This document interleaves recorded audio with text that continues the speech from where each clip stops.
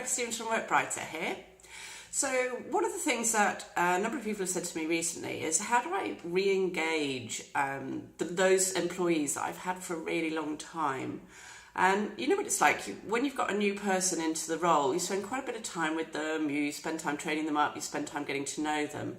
But one of the things is that when someone's been there a really long time, over a year at least, then you do spend less time with them, because generally you've trusted them by that point, and generally they know what they're doing with their job, and they can become a bit disengaged. And you might pick this up where, I mean, if it's in the worst case scenario, obviously they'd leave, but you might pick up that they're just a bit disengaged and not delivering quite to what you're expecting. So, you know, the first thing really is to reflect on why. What is the problem? Is it one person, or actually is this a team-wide or an organisation-wide issue?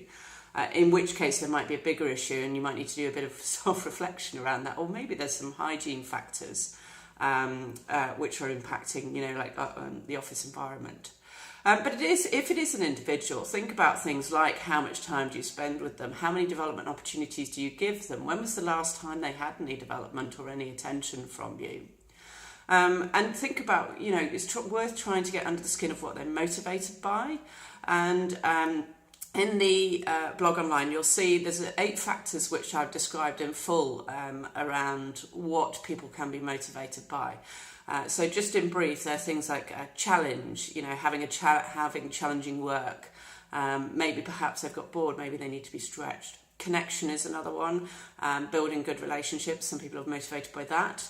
Esteem, so by esteem I mean, you know, sometimes they're motivated by how they feel they're perceived.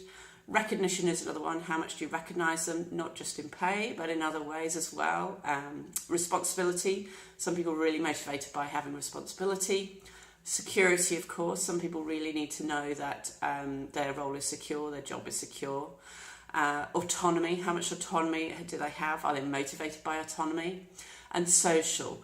A lot of people kind of enjoy and stay in the role because of the people they work with and the manager they work with. So think about what they're motivated by. Anyway, you can find out more at workbrighter.co.uk/secrets. Thank you.